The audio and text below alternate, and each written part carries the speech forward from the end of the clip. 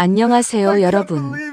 오늘 들려드릴 이야기는 72살 할아버지가 손자의 AI 기술로 120억이라는 천문학적 돈을 얻게 되면서 벌어지는 충격적인 가족 배신 드라마입니다. 치매 진단을 받은 할아버지를 정신병원에 강제 입원시키려는 의사 딸, 가짜 요양원 계약으로 사기를 치려는 둘째 딸, 그리고 10년간 숨겨온 선행으로 진정한 효도를 보여준 막내 딸까지. 법정에서 벌어지는 진실 공방과 마지막 반전까지 돈 앞에서 드러나는 인간의 민낯과 진정한 가족 사랑을 느껴보시길 바랍니다. 건강하고 행복한 하루 되시길 바라며 오디오북을 감상하기 전 구독과 좋아요 부탁드립니다. 제1장 이중 충격의 시작. 오늘도 평범한 하루가 될 줄 알았습니다. 72살 김용석, 은퇴한 중학교 수학교사인 제가 아침 산책을 마치고 돌아와 우편함을 열었을 때까지는 말입니다. 특허청이라고 적힌 두툼한 봉투가 들어있었어요. 처음엔 잘못 배달된 줄 알았습니다. 저 같은 늙은이에게 무슨 특허가 있겠어요? 그런데 봉투에 적힌 이름이 분명히 김용석이었습니다. 궁금해서 봉투를 뜯어보는 순간 제 손이 바들바들 떨리기 시작했어요. AI 실시간 통역기 특허 등록 완료 통지서. 아래쪽에는 더욱 놀라운 내용이 적혀 있었습니다. 예상 로열티 수익 연간 120억 원. 이게 무슨 일인지 도무지 이해가 안 됐어요. 그런데 곧 기억이 났습니다. 작년에 손자 민준이가 뭔가 서류에 사인해달라고 했던 일 말이에요. 할아버지, 제가 만든 프로그램 특허 내려고 하는데 미성년자라서 보호자 이름으로 해야 해요. 그때는 별 생각 없이 도장을 찍어줬는데 설마 이런 일이 벌어질 줄이야. 하지만 기쁘기보다는 불안했어요. 며칠 전 병원에서 받은 진단 결과가 떠올랐거든요. 경미한 인지저하 소견이 보입니다. 치매는 아니지만 주의 깊게 관찰해야 할 상태예요. 120억이라는 거금과 치매 가능성. 이 두 가지가 제 머릿속에서 복잡하게 얽혔습니다. 만약 내가 정말 치매에 걸린다면 이 큰 돈 앞에서 딸들은 어떻게 변할까? 진짜 아픈 아버지를 돌봐줄까? 아니면 돈만 노릴까? 밤새 잠을 못 잃었습니다. 돌아가신 아내가 살아있을 때 자주 하던 말이 생각났어요. 여보, 사람은 위기에 처했을 때 진짜 모습이 나온다니까요. 다음 날 아침 저는 결심했습니다. 이 큰 돈을 공개하기 전에 꼭 확인해야 할 게 있었어요. 과연 제 딸들이 정말 아픈 아버지를 진심으로 돌봐줄지 말입니다. 옷장을 뒤져 가장 낡은 옷을 꺼냈습니다. 몇 년 전부터 입지 않던 후줄근한 카디건과 색이 바랜 바지였어요. 거울 앞에 선 제 모습은 정말 초라했습니다. 치매 진단을 받고 절망에 빠진 가련한 아버지 모습 말이에요. 첫 번째는 강남에서 의사로 일하는 첫째 딸이었습니다. 평소에도 너무 바쁘다며 안부 전화도 가끔씩만 하는 아이였거든요. 지하철을 타고 가면서도 마음이 복잡했어요. 정말 제가 치매에 걸린다면 딸들은 어떻게 반응할까요? 120억이라는 거금과 치매라는 현실 앞에서 과연 제 딸들은 어떤 선택을 할까요? 제2장 첫째의 배신 마이너스 정신병원 강제 입원 시도. 강남역에서 내려 우뚝 솟은 아파트 단지를 올려다보니 목이 아팠습니다. 35층짜리 고급 아파트. 제 첫째 딸 민정이가 사는 곳이에요. 경비실을 지나 엘리베이터를 타고 30층까지 올라갔습니다. 정말 오랜만에 딸 집을 찾는 길이었어요. 딩동 초인종을 눌렀지만 한참 동안 아무 소리가 없었어요. 다시 한번 눌렀더니 그제야 문이 열렸습니다. 아버지, 갑자기 웬일이세요? 첫째 딸 민정이가 놀란 표정으로 저를 맞았어요. 하지만 반가워하는 기색보다는 당황스러워하는 모습이 역력했습니다. 딸아, 아버지가 갑자기 와서 미안하다. 조금 급한 일이 있어서 그래. 거실로 들어서니 값비싼 가구들이 가득했습니다. 하지만 민정이는 저를 제대로 맞아주지 않았어요. 소파에 앉아 의학 논문을 보고 있었습니다. 딸아, 사실 아버지가 요즘 깜빡깜빡하는 게 심해져서 병원에 갔더니 치매 초기라는구나.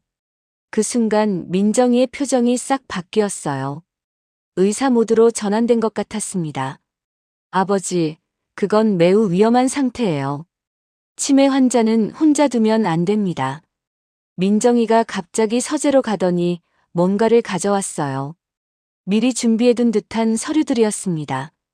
이미 좋은 전문 병원을 알아봤어요.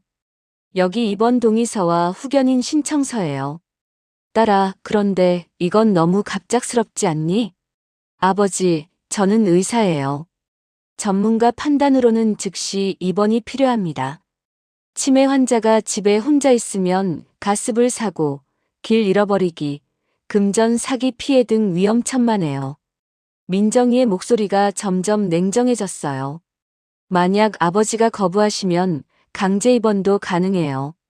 가족의 안전을 위해서라면 어쩔 수 없어요. 그때 현관에서 발소리가 들렸어요.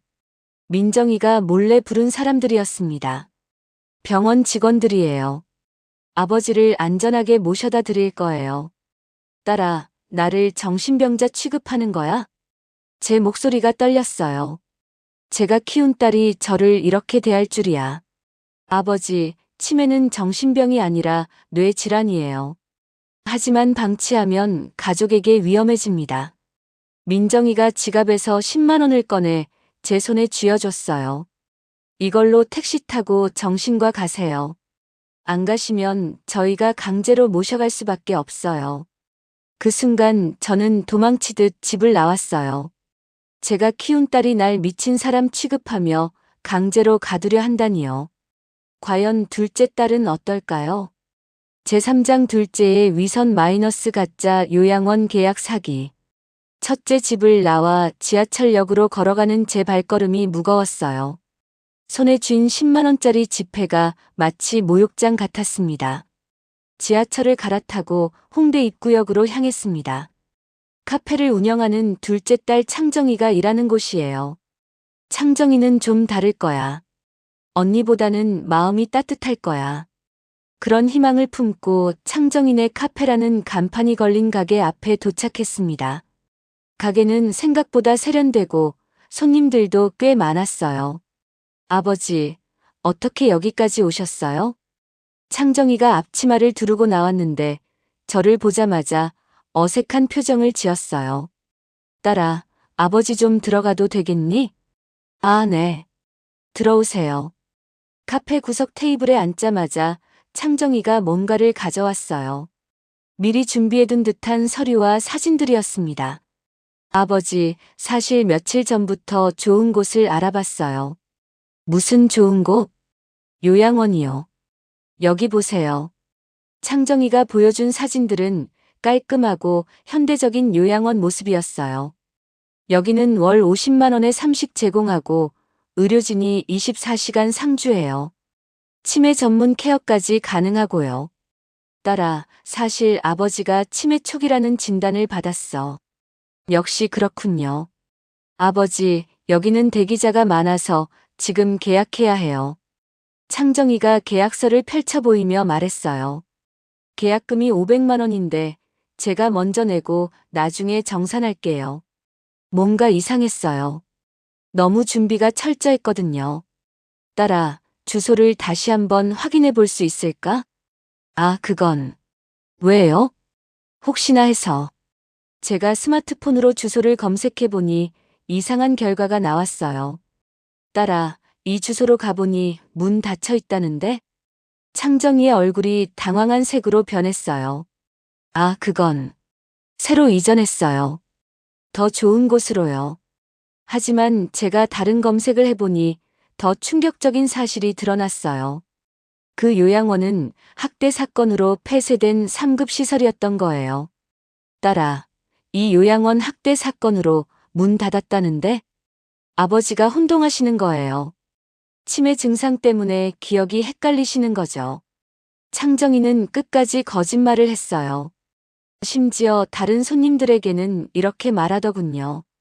저희 아버지 치매라서 어쩔 수 없이 시설에 보내야 해요.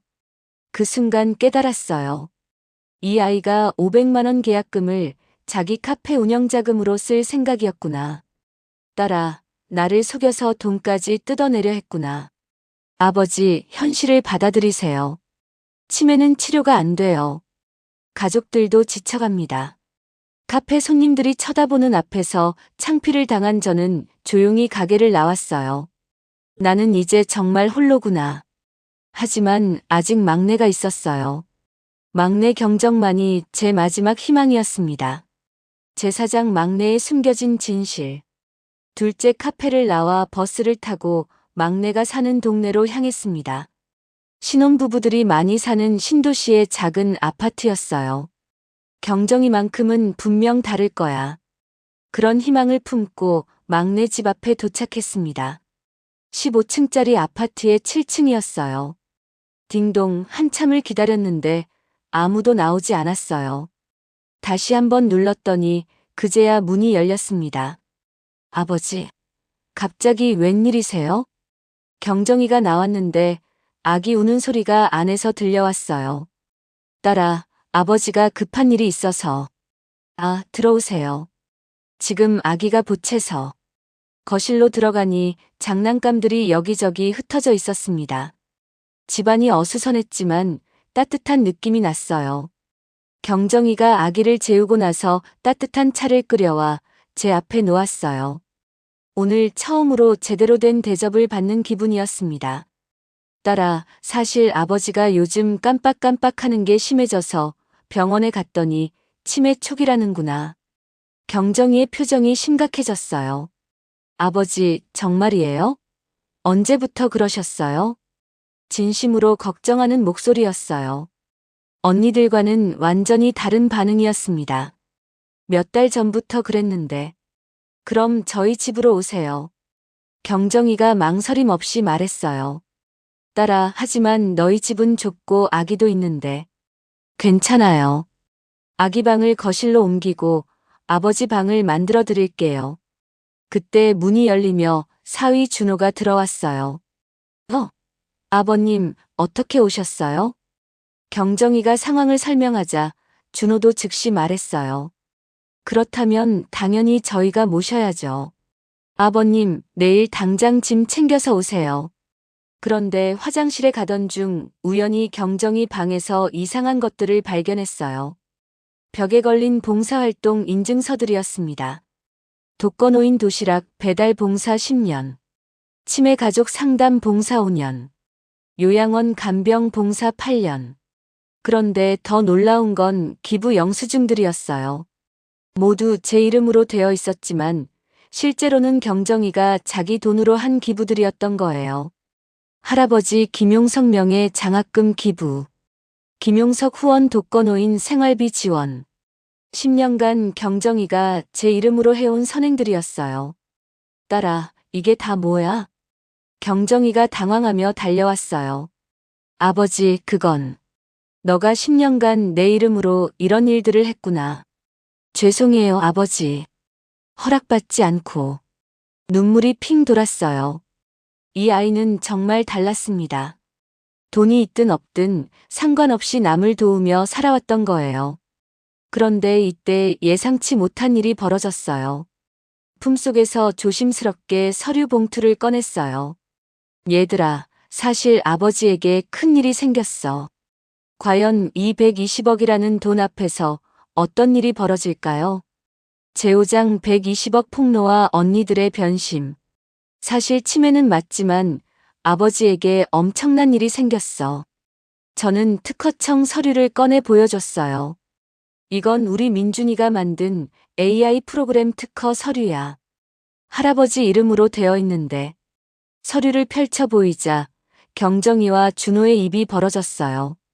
120억이라는 숫자가 선명히 적혀 있었거든요. 아버지, 이게 뭐예요? 민준이가 고등학교 때 만든 AI 번역 프로그램이 전 세계적으로 대박이 난 거야. 준호가 서류를 자세히 들여다보며 중얼거렸어요. 이게 정말이에요?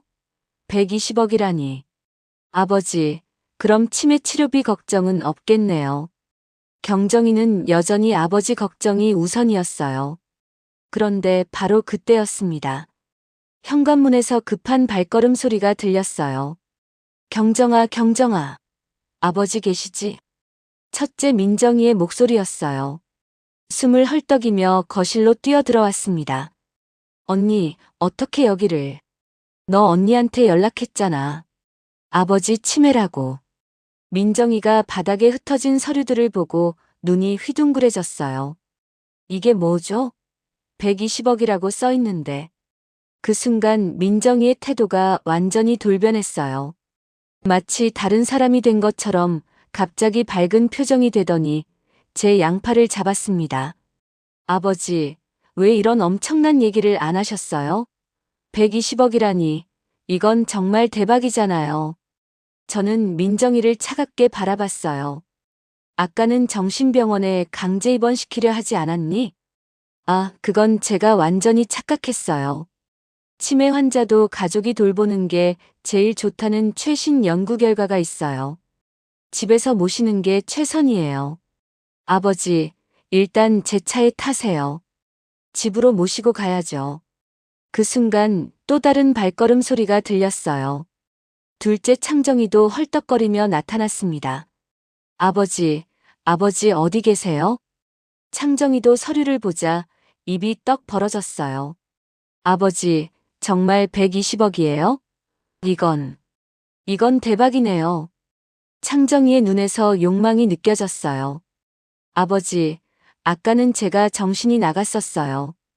요양원은 취소하고 저희가 완벽하게 모실게요. 민정이가 끼어들었습니다. 잠깐, 아버지는 당연히 제가 모셔야죠. 제가 장여고 의사니까 전문적으로 돌볼 수 있어요. 언니가 뭐라고 해요? 창정이가 발끈했어요. 언니는 아까 아버지를 정신병원에 강제 입원시키려고 했잖아요. 너도 가짜 요양원으로 속이려고 했으면서. 두 딸이 서로 멱살을 잡을 기세로 다가섰어요. 120억이라는 돈 앞에서 완전히 이성을 잃은 모습이었습니다.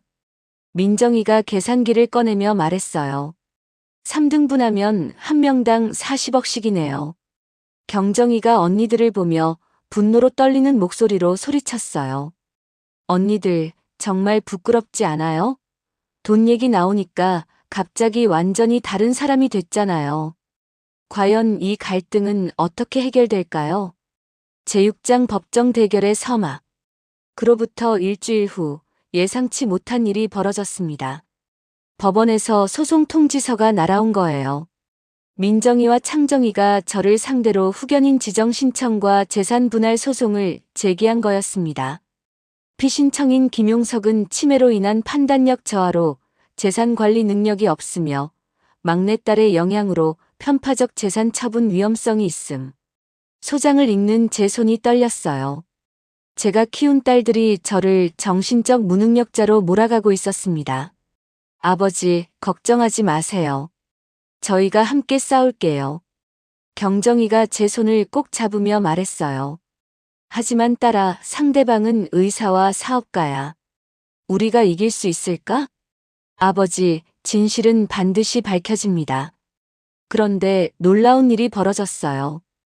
경정이가 10년간 도왔던 분들이 연락을 해온 거예요. 경정 씨 아버님이 어려움에 처하셨다면서요? 저희가 도와드릴게요. 독거 할머니 박순래 1813가 말했어요. 10년간 저희를 도와주신 분의 아버님인데 당연히 도와드려야죠. 요양원 원장 김철수 씨도 연락했어요. 경정 씨는 저희 요양원에서 8년간 무료 봉사를 하신 분입니다. 법정에서 증언하겠습니다. 치매 가족 모임 회장 이영희 씨도 나섰어요. 경정 씨가 없었다면 저희 모임이 지속될 수 없었어요. 반드시 증언하겠습니다. 재판 당일 법정은 많은 사람들로 가득했어요. 한쪽에는 민정이와 창정이가 비싼 정장을 차려입고 변호사와 함께 앉아 있었고, 다른 쪽에는 경정이가 도운 할머니들과 봉사 관련자들이 앉아 있었습니다. 재판을 시작하겠습니다. 판사가 입장하자 법정이 조용해졌어요. 원고 측에서 먼저 주장하시기 바랍니다. 민정희의 변호사가 일어났어요.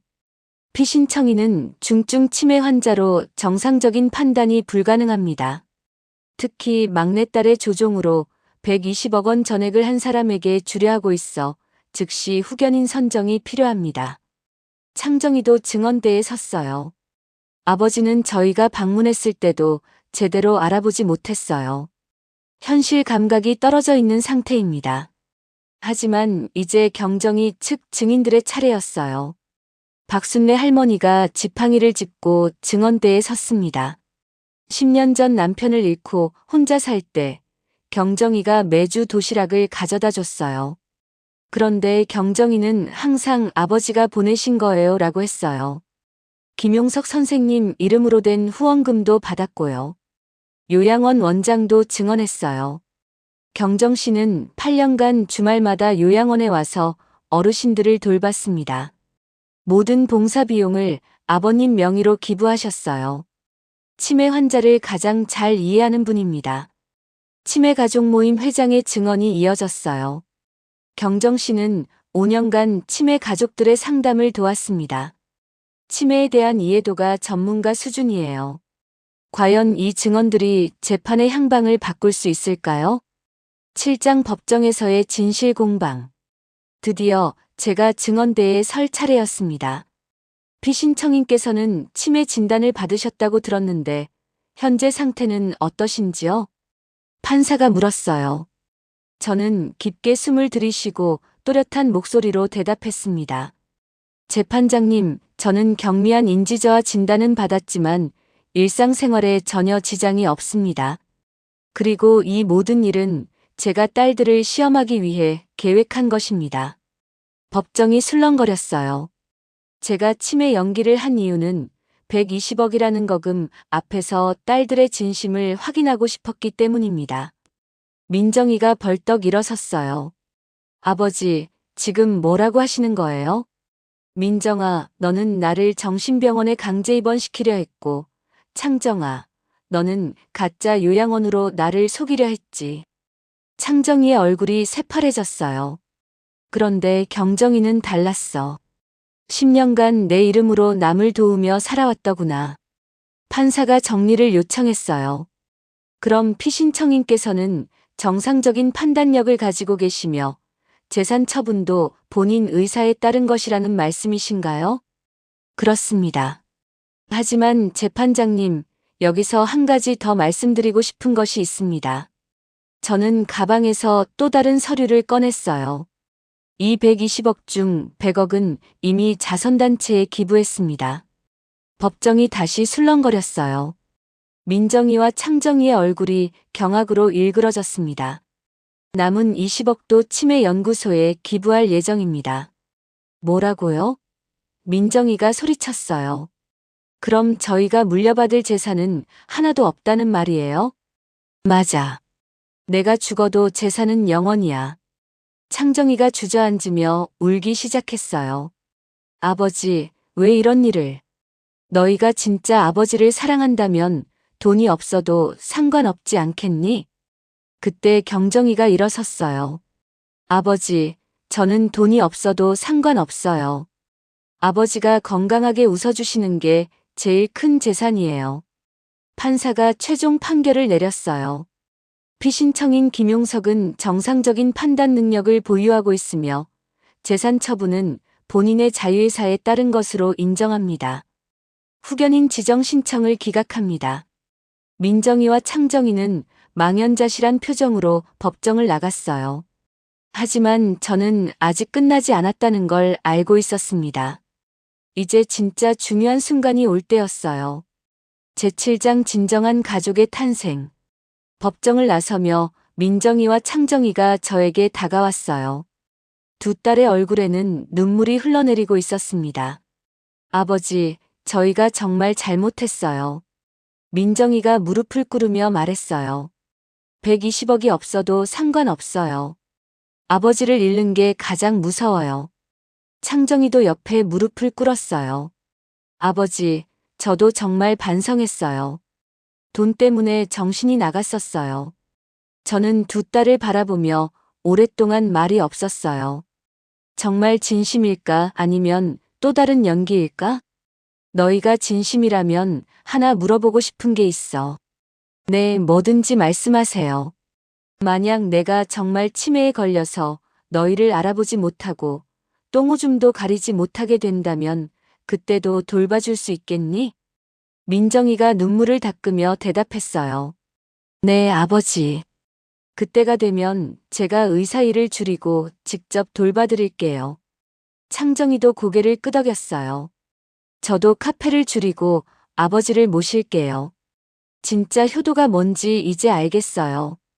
경정이가 언니들의 손을 잡으며 말했어요. 언니들, 저희 모두 함께 아버지를 모셔요. 혼자서는 힘들어요. 그 순간 저는 결심했습니다. 좋아. 하지만 조건이 있어. 세 딸이 모두 고개를 들었어요.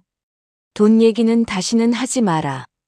그리고 진심으로 가족이 되자. 네, 아버지.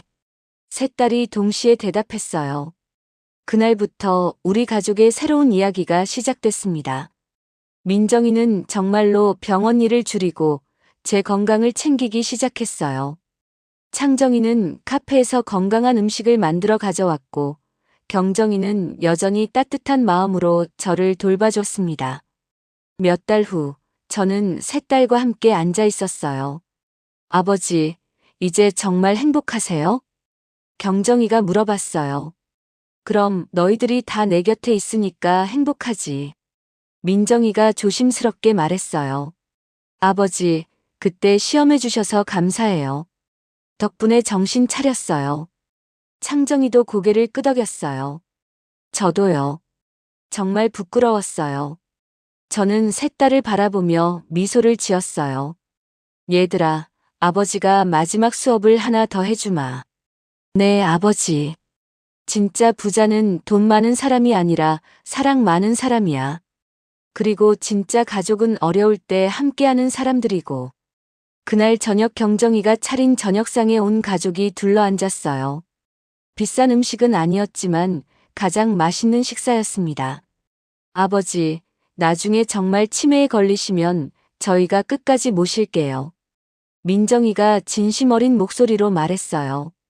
그때는 순서를 정해서 돌아가면서 모시죠. 창정이도 덧붙였어요. 아니에요, 언니들. 저희 집이 가장 넓으니까 모두 함께 살아요. 경정이가 제안했어요. 저는 딸들을 바라보며 흐뭇한 미소를 지었어요. 120억이라는 돈은 잃었지만 진짜 가족을 얻었으니까요. 자식의 진심보다 값진 재산은 없다는 것을 다시 한번 깨달았어요. 돈은 사람의 진심을 시험하는 도구일 뿐, 진짜 부자는 따뜻한 마음을 가진 사람이라는 걸 말이에요. 며칠 후 손자 민준이가 찾아왔어요. 할아버지, 특허권 때문에 고생하셨죠? 죄송해요. 아니야, 민준아. 덕분에 할아버지가 큰 깨달음을 얻었어. 앞으로 특허 수익이 더 들어올 텐데 어떻게 하실 거예요? 계속 기부할 거야. 그게 진짜 의미 있는 일이니까. 민준이가 고개를 끄덕였어요.